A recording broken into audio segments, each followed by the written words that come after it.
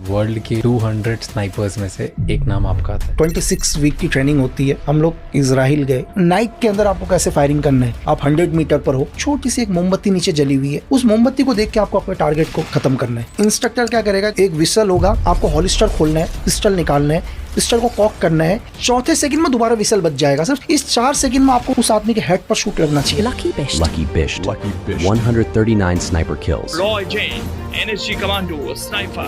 आपको जेल भी जाना पड़ा था। राजू पारगाई और अमित आर्य केस पर। ये दोनों कौन थे? दोनों एक बड़े गैंगस्टर्स हैं। जब इनकी किलिंग हुई तो एक ही गोली से दोनों आदमी मरे हैं सर, सिंगल बुलेट से। कंटिन्यू जेल ट्रांसफर हो रही थी मेरी, तो एक जेल में मैं पहुंचा, वो पावरफुल जेलर बोला कि लक्की, मेरी जेल में एक छोटा सा भगदड़ होती है, 2-3 लोग मर जाते हैं। इनडायरेक्ट तरीके से थ्रेट दिया उसने मुझे, कुछ कहना है तुम्हें? मैंने कहा पब्लिक रिकॉर्ड में सब हर किसी का नाम अवेलेबल रहता है कि जो स्नाइपर है डेडिकेटेड, उसका नाम पब्लिक में आ सकता है? नहीं, एक्चुअली क्या है सर, देखिए कि हर किसी का नाम भी नहीं आ सकता, डिपेंड करता है नाम कौन डालता है। देखो, उससे पहले भी अगर आप एक इंसिडेंट देखो 2011 से पहले भी, तो एक सिंपल था, दुनिया की नज़रों में कुछ भी हो, कि एक आइडेंटिटी मेरी अलग थी कि मैं डिफेंस के लिए काम करता हूँ, ठीक है, या इंडियन आर्मी के लिए काम करता हूँ, या स्पेशल फोर्स के लिए काम करता हूँ, या NSG के लिए। देन आने के बाद धीरे धीरे जब मुझे एक डबल मर्डर के केस में एक किलिंग होती है उत्तराखंड के अंदर, और उस किलिंग में अरेस्ट होता हूँ मैं, ठीक है, तो इसमें उस टाइम यूपीए की गवर्नमेंट थी, और यूपीए की गवर्नमेंट डिसाइड करती है, वहाँ की पुलिस और दिल्ली पुलिस और यूपी से कुछ बुलाए हुए, कि इस किलिंग के पीछे इसका हाथ है करके। तो कैसे, क्यों आपको ही क्यों पकड़ा? राजू पारगाई और अमित आर्य केस पर। ये दोनों कौन थे?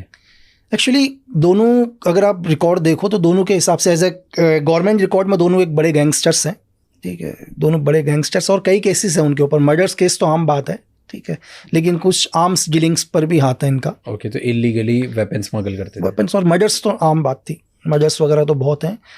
और इससे जब इनकी किलिंग हुई तो इनके ऊपर ये दोनों मर गए? दोनों मर गए, एक ही बुलेट से 1 शॉट, एक बुलेट से 2 लोग मरे? 2 आदमी, 1 bullet in 2 man kill sir, एक ही गोली से दोनों आदमी।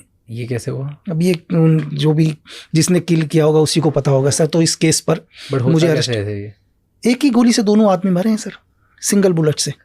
कैसे होता है, मतलब व्हाट इज पॉसिबल? अच्छा, PM एक ही कि जिसने भी मारा है, जिस शूटर्स ने भी मारा है इसको, जिस आदमी ने भी, उसने ऐसा एम लिया कि उसे दोबारा ना मारना पड़े 2 गोली।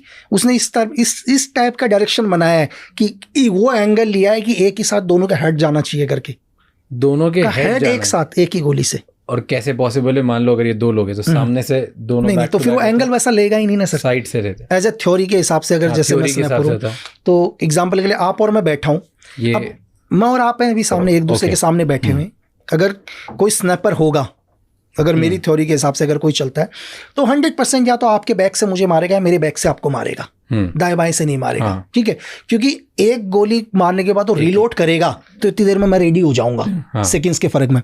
तो उसने जो भी एंगल बनाया है, या तो आपके 360 डिग्री बैक पर बनाया उसने, ठीक है, या मेरे 360 बैक पर बनाया, तो जो भी उसने पॉइंट रखा, उसने दोनों का हेड एक ही गोली से पॉइंट रखा है सर। तो उस हेड से फिर इस हेड से पार एक ही, तो ये एक की अगर आप तो पावरफुल स्नाइपर नहीं, गोली बहुत पावरफुल है सर। गोली के अंदर क्या होता है, आपको डिपेंड करता है गोली का रेंज क्या है। हर गोली का अपना रेंज होता है दुनिया के, ठीक है। आप एक पिस्टल से फायर करते हैं तो पिस्टल का रेंज है 15 मीटर सर। 15 मीटर पर मेरी तरफ से आप 12 सर भी लेके आ जाओगे तो 12 सर भी उड़ा देगा, वो पार कर जाएगा। AK-47 है, 300 गज रेंज है उसका। 300 गज में मुझे लगता है अगर हम 15 आदमी भी खड़े होंगे तो 15 को पार कर देगा सर। बट एक ही शर्त होनी चाहिए कि गोली आपके बोन में टच नहीं होनी चाहिए सर, क्योंकि बोन बहुत मजबूत होता है। बोन को गोली नहीं पार कर पाती, एकदम से तोड़ देगी, पार नहीं कर पाएगी। एक बुलेट से 2 लोगों को मार दिया, 2 लोगों को, दोनों टॉप गैंगस्टर्स, दोनों टॉप। कई केसेस, तो फिर कभी केस प्रूफ नहीं हुआ सर। तो इसके चक्कर में आपको जेल में डाला? मुझे उठाया इस केस के ऊपर कि ये किलिंग भाई आपने करी है, मैंने करी है किलिंग, ठीक है। लेकिन किलिंग के लिए भाई उस टाइम यूपीए गवर्नमेंट एक ही चीज थी कि यार भाई किलिंग का कोई मोटिव तो होना चाहिए, क्यों मारूंगा?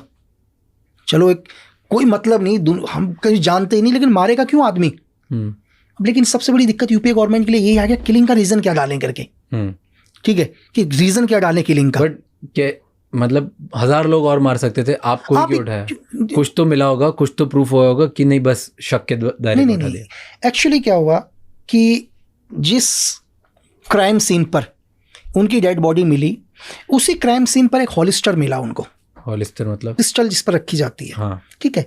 और मेरी गन का जो लाइसेंस, मेरे पास जो गन है सेम उसी शेप की है, उसी साइज की गन है जो हॉलिस्टर आता है। और दूसरी चीज कि वहां की कुछ इंटेलिजेंस वगैरह को इनपुट ये लगा कि ये शॉट 100% उसके अलावा किसी का नहीं है।